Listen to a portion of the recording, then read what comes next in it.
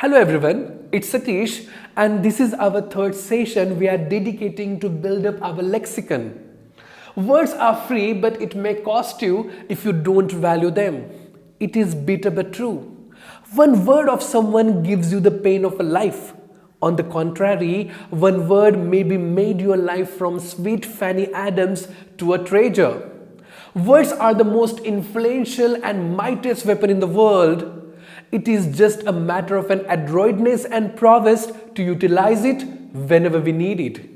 Words are an emblem of love, compassion, celebration, and emotions. At the same time, they have power of an anger, revenge, betrayal, and pain of hell in this tangible world. So let's come together and learn the eloquence and the potentiality of our words. And it can be only possible if we will hold sway on phrases and idioms. पिछले दो session में हमने 20 idioms and phrases को learn किया था. इस session में हम और 10 phrases and idioms को लर्न करेंगे. साथ में हम उनके एग्जाम्पल को भी सीखेंगे और देखेंगे कि अगर उन एग्जाम्पल्स को फ्रेज के साथ और बिना फ्रेज के साथ कहा जाए तो कितना बड़ा दोनों में डिफरेंस आता है. So let's start guys and our today's first phrase we have from now on. बहुत ही सिंपल, सरल और इजी फ्रेज है. हिंदी में इसको हम कहते हैं अब से. In English we can say from this moment और फ्रॉम टुडे और from this instant. Instead of saying that आप सिंपली कहोगे फ्रॉम नाउ ऑन. बहुत ही सरल सिंपल फ्रेज है. इसको बहुत ज़्यादा इस्तेमाल किया जाता है. बहुत ज़्यादा आपने इस फ्रेज को सुना भी होगा. Example we have like from now on I will give my best to accomplish my vision. So अगर इसी सेंटेंस को बिना फ्रेज से कहा जाए तो क्या कहना पड़ेगा? लाइक फ्रॉम दिस मोमेंट और फ्रॉम टुडे और from this instant I will give my best to accomplish my vision. तो इसको इस तरह से ना कहे कि अगर हम कहें from now on I will give my best to accomplish my vision, तो बहुत ही आसान तरीके से हम फ्रेज का इस्तेमाल करके सेंटेंस को बहुत ईजी बना सकते हैं. सो it's a very beautiful phrase. Please learn by heart. बहुत ज़्यादा इस्तेमाल होने वाली फ्रेज है गाइस. चलो हम नेक्स्ट फ्रेज को लर्न करेंगे. That is put one's foot in it. Now in this phrase one's this word is replaceable.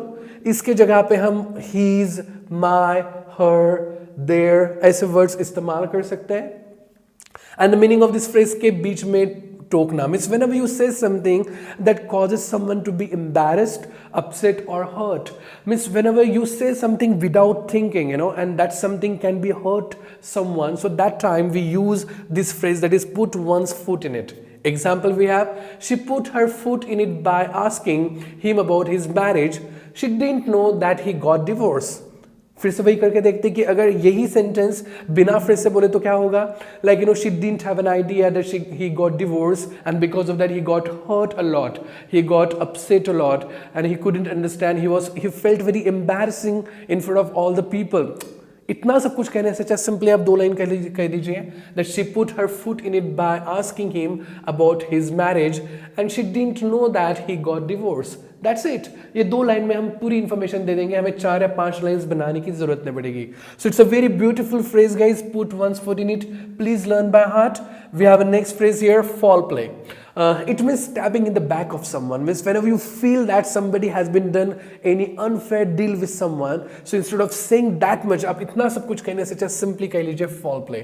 इसको हिंदी में हम कहते हैं किसी के पीठ पीछे वार करना या किसी को फंसाना. Example we have, I'm certain that he had met with foul play. फिर से भाई अगर इसको बिना फ्रेज से कहे तो कैसे कहना पड़ेगा?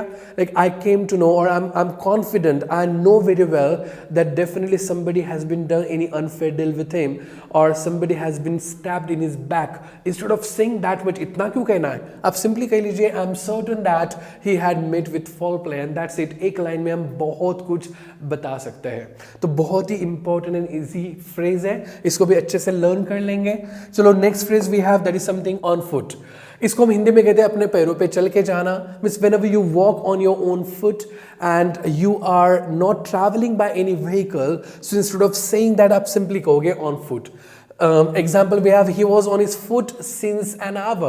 फिर से भाई अगर कोई ट्रांसलेशन करने वाला बंदा है तो उसको कैसे कहेगा? Like he is walking continuously since an hour, he is not getting any vehicle. क्यों कहना इतना? आप सिंपली कह लीजिए he was on his foot since an hour and that's it. एक सिंपल फ्रेज से पूरा सेंटेंस कुछ अलग लेवल पे चला जाता है.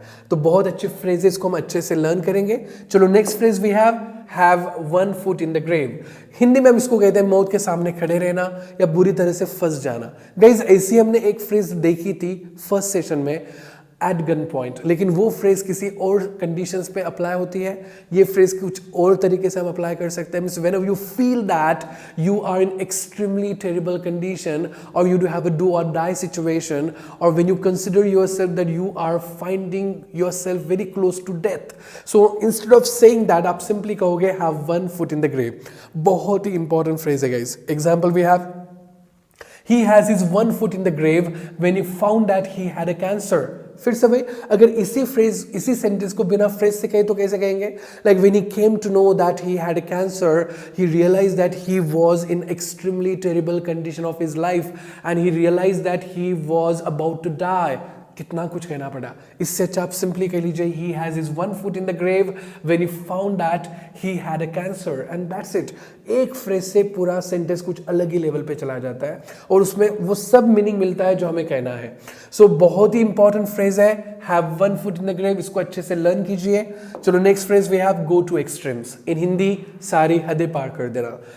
Whenever you feel or whenever you don't leave any stone unturned, you give your best to achieve your dreams, you have certain vision and you want to accomplish anyhow that, and you give tremendous hard work, you do tremendous hard work to achieve your dreams. Instead of saying that much, आप simply कह लीजिए go to extremes।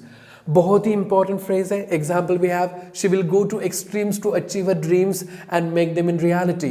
फिर से भाई अगर इसको बिना phrase से कहे तो कैसे कहना पड़ेगा? Like she will do tremendous hard work, she will give her best in every single day and definitely one day will come that she will achieve her dreams and make them in reality.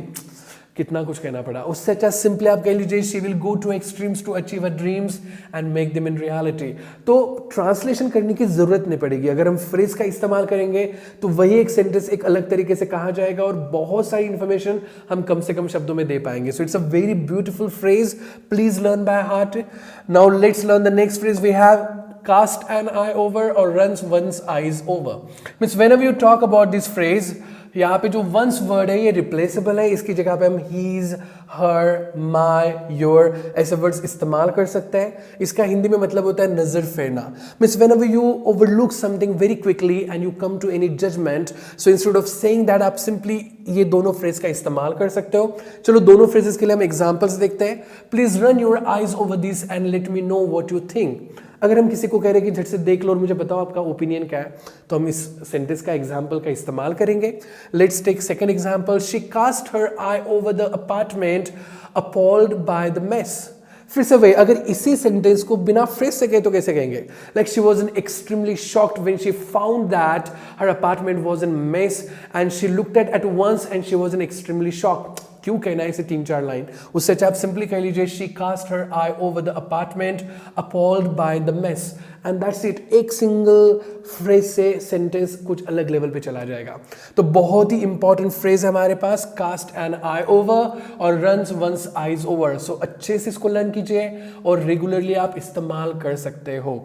Now let's learn the next phrase we have and that is have an eye और have a keen eye. In Hindi we call it परखने की नजर रखना।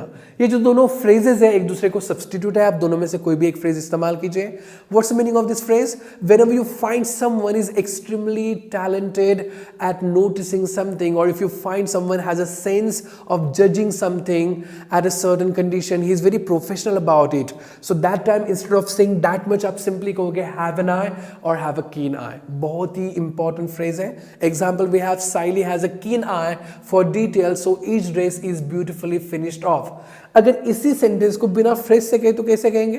Like Sayali is extremely talented, she is very professional, she knows very well how to all the details about her dresses, and because of that she could be able to finish all the dresses in a very beautiful manner। Oh my God, इतना कुछ कहना पड़ा। उससे अच्छा simply आप कह लीजिए साइली has a keen eye for detail so each dress is beautifully finished off, and that's it. एक सिंगल फ्रेज से पूरा सेंटेंस कुछ अलग ही लेवल पे चला जाता है। तो ये बहुत ही इंपॉर्टेंट फ्रेज है, इसको हम बहुत अच्छे से लर्न करेंगे। Now let's learn the next phrase, face to face. In Hindi we call as आमने सामने। Means whenever you talk about like when the two people are standing opposite of each other and they are looking at each other, so instead of saying that आप simply कहोगे face to face. इस phrase को आपने बहुत बार सुना होगा, बहुत बार पढ़ा होगा, क्योंकि बहुत ज़्यादा इस्तेमाल होने वाले phrases में से एक phrase है. चलो let's take an example now. Those two men stood face to face. फिर से वही, अगर इसी सेंटेंस को बिना phrase से कहे तो कैसे कहेंगे? Like those two men were standing opposite of each other, they were looking at each other. So instead of saying that आप simply कह लीजिए those two men stood face to face and that's it. कितने सरल तरीके से हम बहुत कुछ कह सकते हैं. So बहुत important phrase है, इसको अच्छे से learn करेंगे. So let's learn the last phrase, that is by fair means or foul. In Hindi we call it किसी भी रास्ते से. Means whenever you want to achieve something by hook or by crook, or you want to gain something at any cost and you are ready to do anything for that. So instead of saying that one, आप simply कहोगे by fair means or foul. Example, they were determined to win by fair means or foul. फिर से वही, अगर इसी same sentence को बिना phrase से कहे तो कैसे कहना पड़ेगा? Like they wanted to win anyhow and that's why they were ready to do all kind of things.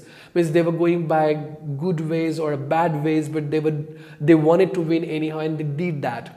क्यों कहना है इतना? उससे अच्छा आप सिंपली कह लीजिए they were determined to win by fair means or foul and that's it. एक सिंगल फ्रेज से हम पूरा सेंटेंस कुछ अलग ही लेवल पे आ जाएगा. तो बहुत अच्छी फ्रेज है, इसको हम अच्छे से लर्न करेंगे. Now these are our 10 phrases for a day. Let's revise it at once. Our first phrase for a day, it was from now on. Hindi में हम इसको कहते हैं अब से. Means whenever you talk about from this moment or from today or from this instant, so instead of saying that आप simply इस phrase का इस्तेमाल कर सकते हो. हिंदी में हम इसको फिर से एक बार रिपीट करेंगे, अब से. नेक्स्ट फ्रेज वे आप put one's foot in it. मैंने पहले बताया था वन से जो वर्ड है रिप्लेसेबल है, इसकी जगह पे हम हीज, हर, माई, योर ऐसे वर्ड्स इस्तेमाल कर सकते हैं. इस फ्रेज का मतलब होता है किसी के काम में टांग अड़ाना या किसी को बीच में टोकना. Means whenever you say something because of that someone feels embarrassing, upset और get hurt because of that, so instead of saying that आप सिंपली इस फ्रेज का इस्तेमाल कर सकते हो. किसी को बीच में टोकना, that's the meaning of this phrase. Next phrase we have foul play. Foul play means whenever somebody is stabbing in the back of someone or somebody is doing any unfair deal with someone, so instead of saying that आप simply इस phrase का इस्तेमाल करोगे foul play. इसको हम हिंदी में कहते हैं किसी के पीठ पीछे वार करना या किसी को फंसाना. So instead of saying that आप simply कहोगे foul play. Let's learn the next phrase on foot. बहुत ही simple easy phrase है. अपने पैरों पे चलना, पैदल चलना. So instead of saying that आप सिंपली इस फ्रेज का इस्तेमाल कर सकते हो. Let's talk about the next phrase, have one foot in the grave. Means whenever you feel that you are about to die और you see your death in front of your eyes और you find yourself in very terrible condition, so instead of saying that आप simply कहोगे have one foot in the grave. इसको हम हिंदी में कह सकते हैं कि मौत के सामने खड़े रहना या बहुत ही बुरे हालात में रहना. तो उस जगह पे हम इस फ्रेज का इस्तेमाल करेंगे. Let's learn the next phrase, that is go to extremes. अपनी हदें पार कर देना. Means whenever you do tremendous hard work to achieve something or whenever you don't leave any stone unturned, you do everything possible to achieve something. So instead of saying that आप simply कहोगे go to extremes. अपनी सारी हदें पार कर देना. That is the meaning of it. Let's learn the next phrase, that is cast an eye over. नज़र फेरना means whenever you overlook something very quickly and you do your judgment about something. So instead of saying that आप simply कहोगे cast an eye over. Let's learn the next phrase, that is have an eye.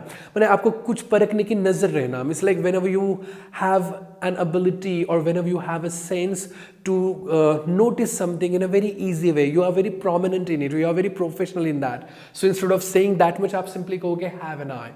इसका मतलब होता है नज़र, परखने की नज़र रखना. Let's learn the next phrase, face to face. इसका मतलब होता है आमने सामने. बहुत ही ज़्यादा इस्तेमाल करते हैं इस फ्रेज को हम. Next phrase we have by fair means और foul. It means whenever you want to achieve something by all ways or by all means, or whenever you want to achieve something by hook or by crook. So instead of saying that आप simply कहोगे by fair means or foul. So these are the 10 phrases we have. बहुत अच्छे से हम इसको इस्तेमाल कर सकते हैं. अगर आप ऑब्जर्व करोगे तो इन सभी phrases को हम हर रोज इस्तेमाल कर सकते हैं. So please learn by heart guys. So guys please don't forget to make examples on these phrases in a comment section. If there will be any mistake, I will definitely get back to you guys. So please like, share and subscribe our channel and don't forget to press the bell icon so that you will get notification for the future videos. आने वाले समय में हम बहुत amazing knowledge share करने वाले हैं, लेकिन फिलहाल हमारा फोकस पूरा इडियम्स एंड फ्रेजेस को लर्न करने में है. तो गाइज आने वाले नेक्स्ट वीडियो में हम और 10 फ्रेजेस एंड इडियम्स को लर्न करेंगे और बहुत ही अमेजिंग जानकारी लेने वाले हैं. उसके एग्जाम्पल्स को भी हम देखेंगे. Till that time guys, bye everyone.